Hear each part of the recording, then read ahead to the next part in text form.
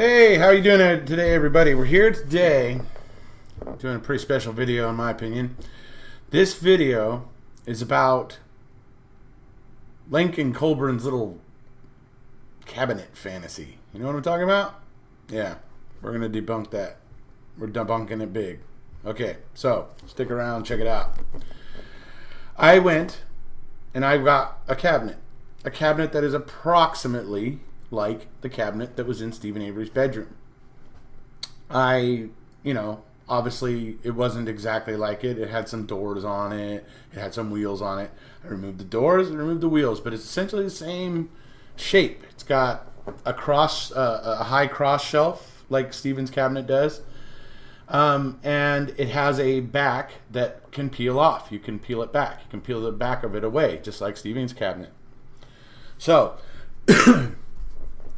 so what I did was I went ahead and got it all ready to go, peeled the cabinet away, very much like the one is peeled away in the pictures of Stephen's cabinet, the way the back is peeling away in those pictures. I recreated that. I got a key, very similar to Teresa's RAV4 key, with a piece of blue lanyard that is attached to the key. And what you're going to see is that there is really no way that this key could have hidden where they say it hid. And I'm going to show you. You're going to see. It's plainly obvious. This key could not hide where they say it hid. Cleverly or not. Doesn't matter. So I'm going to show you. You guys will see. But we're going to go through a few things here. First, I'm going to show you where Sergeant Colburn, in an email to the assistant the assistant district attorney for Manitowoc, after MAM came out, because he felt like he needed to kind of explain some of the things in it to the district attorney, or to the assistant district attorney. So he felt he needed to explain a little bit. Well, that's when he said that they did not find the key on the floor. It wasn't, they didn't find the key on the floor like that underneath some slippers. He said that it was cleverly hidden behind the cabinet. Cleverly hidden? What, behind the cabinet? That doesn't even make sense. The back of the cabinet is nothing but flat. Now, the only thing I can assume that he means by that, the only thing it could possibly mean, is that he's suggesting that the key was wedged in where the back of the cabinet was peeling away, that it was wedged into that and held in place there. But even then, his story still doesn't work, and you guys are going to see why. So I'm going to go ahead and show you the document right here where he claims that the key was not found on the floor, that the key was cleverly hidden in the cabinet. And then from there, I'm going to come back and talk to you a bit, and we're going to show you that this cabinet had everything removed out of it so that it could be looked into at least twice. At least. And I'm sure there's more, but at least twice. So we're going to move into the first document here so you can see what Colburn said, and then we'll be back. So here we have Andrew Colburn saying that no evidence was planted at any time by any law enforcement officer during the course of the investigation. The key to Teresa's vehicle was not discovered laying next to a pair of shoes in the open, but instead it was cleverly hidden behind the bookcase in Stephen Avery's bedroom. Cleverly hidden how? I don't know. Okay, so there you saw Colburn claiming that the key was not found on the floor, under the slippers or whatever, that it was cleverly hidden behind the cabinet. Not in the back of the cabinet, but behind the cabinet. Strange. I don't understand what the hell he's talking about either. But the only thing I can think he means is that it was wedged in where the back was separating from like the sidewall, or possibly wedged in between the back piece and the cross shelf that's along the top, which you'll see here in a second. I'll show you some pictures of it, because I'm going to show you the pictures right now so that you can see. There's going to be, the first picture is going to be the way the cabinet pretty much was when they entered Stephen Avery's bedroom, basically the way it lie. Then the second picture shows that everything has been moved around in it and is in a different configuration. And then there's a third one. The third one after Colburn had emptied it out completely and looked around inside of it and then put everything back, and then that's when he supposedly shook it, started shaking it, you know, whatever, and the key pops out. And you're going to see here how ridiculous that is. I'm going to show you. You're going to see how hard I have to work to get that key to pop out in any way, shape, or form. So you'll see here in a second. But I want to show you these pictures of the cabinet so that it verified for anybody watching this video. You can't deny that this cabinet was emptied out and searched at least twice. So here we go. I'll show you this right now. All right, so here we have the first picture of the cabinet. You can see there's keys there on the top shelf thing, and this is the way basically it was when they walked in, or within the first couple days. These pictures are all, by the way, of the cabinets. These, all of them, every one of them, are courtesy of Carrie Meandle. She is a outstanding supporter of Stephen and Brendan. But here we see that there's, you know, now a different configuration of everything in the shelving. And then it goes over to this time where we know, because Colburn told us that he pulled all this stuff out and put it back, and then that's when he tried shaking it. So we know all that stuff's been rearranged. So we know it was gone through at least twice, and that nobody seemed to see anything in there cleverly hidden. I don't know. But anyways, here's just wanting to show you guys how the back of the cabinet was splitting away from the side walls there. It's important. I recreate this condition with the cabinet I bought. I actually do peel the back away and make it just like this. So we'll be seeing that in a minute. But yeah, this is the type. This is the way the cabinet was, and this. Okay, so there you see quite clearly that the things inside of that cabinet were rearranged at least twice. At least. I'm sure it was more. I'm sure more people looked through it. But twice, that thing was completely emptied out and everything was rearranged, put back in it, and nobody saw it. And the reason why that's important is because I'm about to show you some clips right now. The clips of the cabinet that I bought and did my own little testing here, and you guys are going to see the way that the key falls, the way the key acts, the way that the key in the lanyard, you know, the way that they react when I do this testing. There's no way that Colburn could have just walked up and just shook it a little. You'll see when you see what I have to do just to make the key come out. It's ridiculous, but I tried my damnedest, and I made sure I put whatever force and however I could to help it to get that key to come out. And you'll see I had to do quite a bit. So you'll see right now we're going to show you those clips, keeping in mind that there's no way that this key could have hidden the way they said. I'm going to show you. I'm going to wedge it into a couple different places. You'll see it wedged into a couple different places, and no matter where it's wedged, you can always see part of it. And not just a tiny little bit of it. You can see enough of it that it would catch your eye and make you go, what's that? Or, you know, what's going on there? It's not like barely visible. So I'll show you guys that right now. You'll see the clips, and we'll come on back one more time. All right, so first we're going to start with the only two places where this key could have been moderately hidden. And that's basically here on the side wall. And you just saw the picture from the outside where it would have been clearly visible. And if they were emptying out the inside, you would clearly see this piece on the inside, as you can see. So cleverly or not, this key should have been visible. So I don't know what Colburn's getting at with that. But now we're going to move on to, now the key is wedged in the cross shelf, behind the cross shelf in the back panel.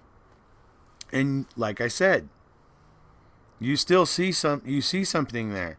You see something that catches your eye and makes you go, what is that? Or just, it's going to make you inspect a little bit further. No matter if you look from top or bottom, it doesn't matter. You still see hints of it. So how they could have searched this thing twice and missed this, either if it was in either spot, how? It just doesn't make sense. It just doesn't make sense. So this is me getting the cabinet ready here. As you can see, I have the back paneling pulled away a bit there so that it's just like the one in the pictures in Stephen's bedroom. And that's creating the gap for these keys to be able to slide out or to be wedged in behind the shelving and stuff like that. So here I am getting ready to start the first experiment. I got it on the center shelf, the cross shelf. I'm wiggling the thing around. Oh, it drops. Okay.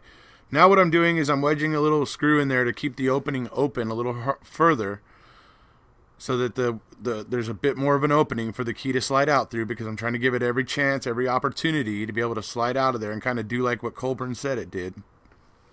So here I am going multiple tries, and oh, there we go. Like the third try, it comes out, but look where it's at. It's stuck to the baseboard. So here we go with another attempt. Okay, heave, you know. So here we go again. Nothing, got nothing coming out there. And like I say, you can kind of see how big that gap is. There's a gap there for something to be able to slip out. Here we go again.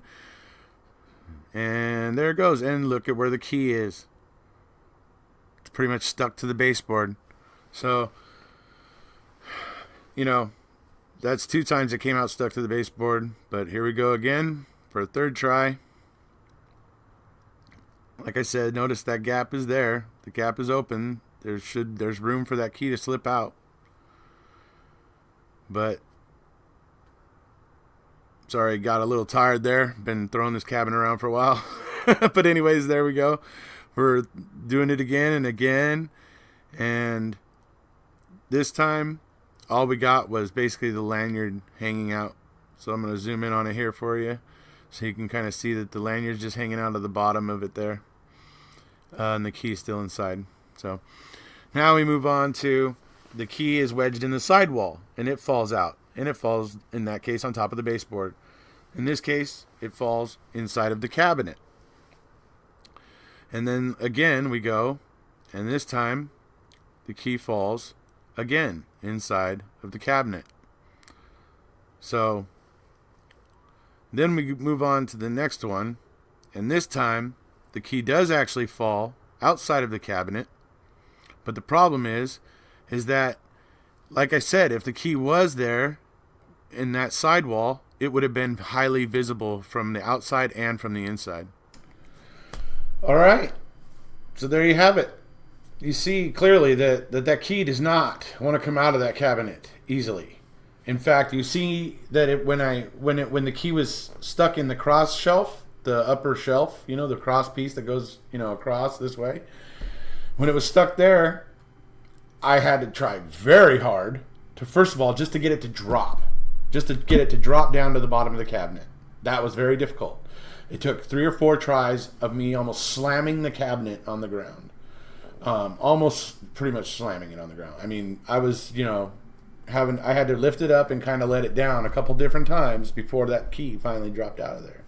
And then it hit the bottom of the cabinet. So that means it's far more difficult if it's hidden that way. If that's the clever way that Stephen hid it, according to Colburn, then it's very difficult for him to get it out of the cabinet the way he suggests. It hits, because it took me 3 or 4 tries to get the thing to drop. And then it took me 3 or 4 tries of literally lifting the cabinet up, swinging the key all the way to one side, swinging it back the other way so that the key slides across and hits that opening that I created and goes out through that opening. And you see that I tried it a few different times, probably 3 or 4 different times, and it took 3 or 4 tries on each attempt to get that key to come out, or for just part of the key to pop out. Because there was one time where just, I think only the lanyard fell out and the key stayed in. So, and that's with me. That's with me. I had a piece of screw wedged in there, wedging that opening open more than it should have been. So I was helping this along in every way I could, and even still, it was damn near impossible. So I mean, that's just the way it is with me trying to help this thing along and trying to make what supposedly Colburn says happen, and it's still extremely difficult, even with me helping it along. Because like I said, I wedged that opening open a little bit more than it would have naturally been. So the fact that it took 3 or 4 tries with all my strength, lifting the cabinet up completely off the floor and really getting some momentum on that key. And still, it took 3 or 4 tries. And even when it popped out up against the wall. It pops out, literally falls against the baseboard and sticks to the baseboard. So I think I can pretty much rule out that. I can rule out that key was hidden behind the cross shelf, the way you saw it. Now, moving on to the way it was wedged into the sidewall there, in the backing in the sidewall. That one, it does fall, and it actually kind of almost falls the way that we see the key lie in the pictures in the Avery case, when they show the key on the ground there. So we see it almost, but not quite, because like in that Avery picture, and it's a problem I've had with it a long time, the key and the lanyard are both facing away from the cabinet in that picture. Well, you saw the way my key fell. One thing, the key landed away from the cabinet, but the lanyard was pointing directly at the cabinet. It would be very difficult, in my opinion, to get both of those things facing away from the cabinet, because, like I said, it was very difficult. It took me 4 tries on the sidewall. The first 3 times it fell into the cabinet. It fell to the inside of the cabinet. 3 out of 4 tries fell inside the cabinet. I think that's important. And then on the 4th try, finally, I got it to fall outside of the cabinet. But when it falls outside of the cabinet, it doesn't fall like that one in the picture. The key falls where it's pointing away, but the lanyard is not pointing away. You don't get both of them pointing away like you see in that picture, which is odd. And even still, the way mine fell, I still don't think it's as far away from the wall as the keys are in that picture in the Stephen Avery, files of the key sitting there on the ground. So I still don't think the key fell. It doesn't line up. It doesn't work out. This story that he's telling is just ridiculous, because you guys saw me. You saw how hard I had to work just to get like minimal results that Colburn's saying that he got when he shook the cabinet. And you see me manhandling the cabinet. So, I doubt that Colburn was getting in there and manhandling the cabinet the way I was. I mean, trust me, I was breaking a sweat working on that cabinet and doing all those shots for this video. So anyways, so yeah, I don't believe Colburn was working anywhere near as hard at it as I was. So yeah, I think that this is thoroughly debunked. This key was not hiding in that cabinet. Was not hiding in that cabinet. I can't say it enough. It's a complete lie. It's a complete fantasy. And, hey, fantasies are dime a dozen with this Avery case. You got Kratz with his little rape and killing fantasy that he, shared in his press conference. You got Lincoln Colburn with this little cabinet fantasy. The fantasy that Colburn thinks that he got the information about Teresa's RAV4 and the license plate number. He thinks that he got that from Mark Wiegert, who on the stand said, no, I don't recall ever giving that information to him. So where'd you get it? Where'd you get it, Andrew? Yeah. You got it because you were looking at it. That's how you had it. So, but anyways. So I think everybody sees what I'm talking about here. This cabinet and key fantasy is ridiculous. Get out there, tell people about it. Show them this video. Show them how very difficult it is to get the key to do what Colburn says that it did. Because, hey, it's ridiculous. It's debunked. Obviously, share this video, show other people how difficult it was, So, if you haven't already, please hit subscribe. I don't know if you know, but that's always one thing you can do for a YouTuber that helps them out. That doesn't cost you anything, so it's always, nice. So anyways, if you haven't already, please hit subscribe, and look forward to more videos from me in the future. Because I'm going to keep making these videos, because there's so much stuff that you can find that you can look at and go, yeah, this ain't right. Anyway, we'll see you guys all later, and you guys all have a good one.